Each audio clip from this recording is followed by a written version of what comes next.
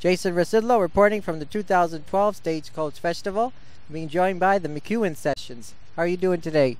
I'm doing great. How you doing, Jason? Hi, Jason. This is John McEuen. That was Nathan. Jonathan, how you doing? Good.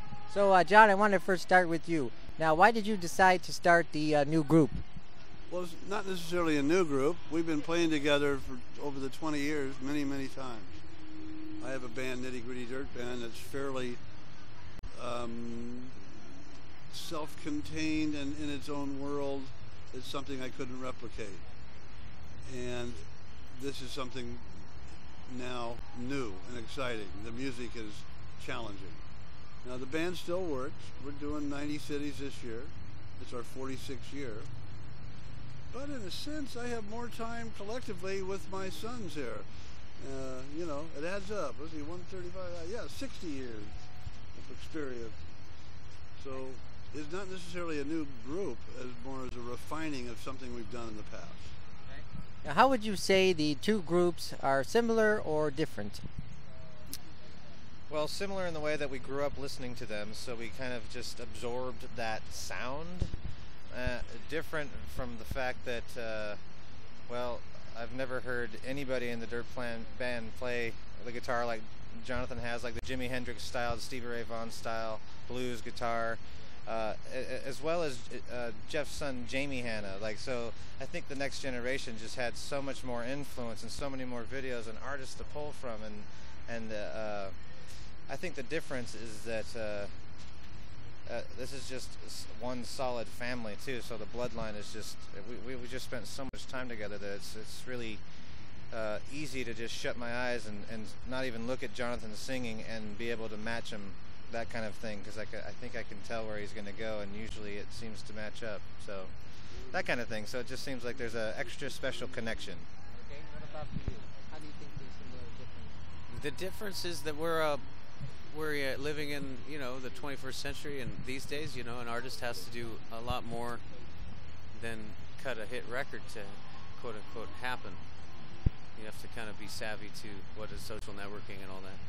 So what's fun is when you put those two things back together after someone's had 4 decades of experience, to turn them on to what a Twitter is, you know. Okay. So, John, how would you say the two groups are similar or different? Which two groups? The McEuen Sessions and the Nitty Gritty Dirt Band. Well, the McEuen Sessions isn't a group necessarily. It's a combination of influences and music that came together to make a record. In the sense of the old days of a record is a record of an event. And it was a real event to come together and make a record.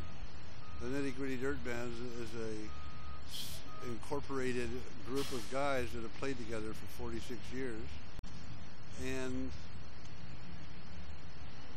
is fairly, what is the word, staid, S-T-A-I-D, I believe might be the word. I know every direction it's going to go. These guys come up with, I heard Jonathan do a song last month that I'd never heard him do. In a style I never heard of yodel before. I thought, my God, there's a yodel.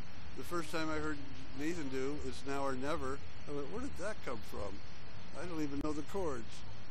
They have such a broad range. I think of them as musical entertainers that are also recording artists. The Dirt Band is a band. Okay. So let's talk about the new record, All for the Good. Let's start giving me some highlights. The record For All the Good. One of my favorite things is that working with Dave Mason was truly a treat. And I remember Jonathan being on the phone with Dave saying, okay, Dave, what song should we record? And he said, you boys should do Only You Know and I Know. So we recorded it, and then you played it for, you sent it to Dave, and he's like, why don't you boys bring it to my house? I'd love to help you finish it and add some drums and vocals to it. And that just blew my mind. That was, for me, one of the highlights. And another highlight was just being able to encompass as much family as we could on the other track, the title track, For All the Good. Jamie Hanna wrote it. 3 of us played it. The brothers' harmonies. I love singing harmony with my brother Jonathan. So that's and playing music with your father obviously is just a true treat. So that's me.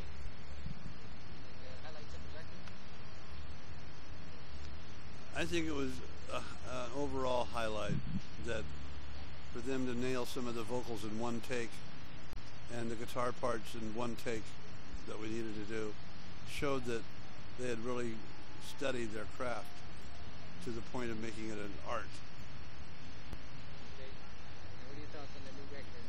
I think it's a timeless album, and it will have a long shelf life, a lot like the first 10 or 20 years of our dad's career. Those albums had a little deeper meaning than just a recording, you know what I mean? And they looked good, and they sounded good, and represented something beyond anything we could put into words, you know? Okay. So now we're here at the Stagecoach Festival. So tell me, how did it go today? I thought it went really well. I have my stage prop. I wish I would have had it on the stage the whole set, but that was but the music was great. The audience was great. It was nice to see people by the end of the show coming in and checking it out and staying, and you know, I think it went very well. Yeah.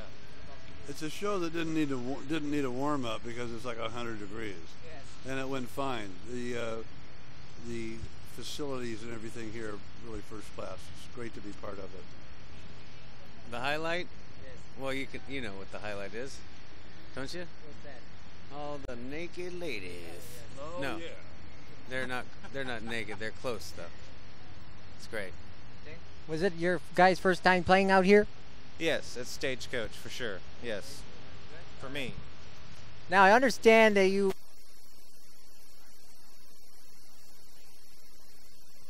He's playing in a few minutes. Yeah, I thought he was parking cars. Oh, what about him? You produced his album, so can you talk about that? Yeah, Steve and I started playing banjo at the same time in high school. Right after high school, and had a mutual love. And in fact, strangely enough, I don't know if you're aware of the name Earl Scruggs, but he passed away recently. And the place that I heard about that was in Washington Square Park in New York, which is where, to me, the banjo existed in some way. Very folky place. I get a call from Steve telling me Earl Scruggs had died while I'm walking through Washington Square. That was, I believe, one of the first calls he made, because Earl was such a big influence on both of us. And producing his album was a lot of fun. It's nice to be able to produce an album and say, I have to go record in Dublin. Okay, well, let me know when you're going. I might want to go. Rather than wanting to go record in Dublin, and because I had to get Mary Black on it, the singer that lives in Dublin. So working with Steve was really a good experience instead of just being his friend. It was nice to collaborate. You get to say hi to him since you've been here today. He's coming on in a few minutes. I don't know. No, he's on his own schedule too. This isn't like everybody hanging out. You know, everything's scattered around, right? This is like, hey, well, you're in Manhattan. Go look up. You know. Well, We saw his trailer. Oh yes. oh, you did? Oh yeah. See, I haven't even seen his trailer. I saw the feature. I didn't see the trailer. Yeah. Did you see it too? I did, and his name is spelled out in glitter just like ours. Oh, wow. And it's all equal opportunity here at Coachella. I'm sorry, Stagecoach. All right. What about the 40th anniversary of Will the Circle Be Unbroken? The Sessions album is a lot like the same time period as the Circle album time period. There's a lot of unrest in the country. There's a lot of Democrats, Republicans, not just arguing, but throwing knives and stuff, you know. There's a lot of huge disagreement, just like it was when we did the Will the Circle Be Unbroken album. Blake Shelton and Miranda Lambert headline on Saturday, while Brad Paisley and Sheryl Crow headline on Sunday. Reporting from Indio, California, Jason Rzucidlo for AmericaJR.com.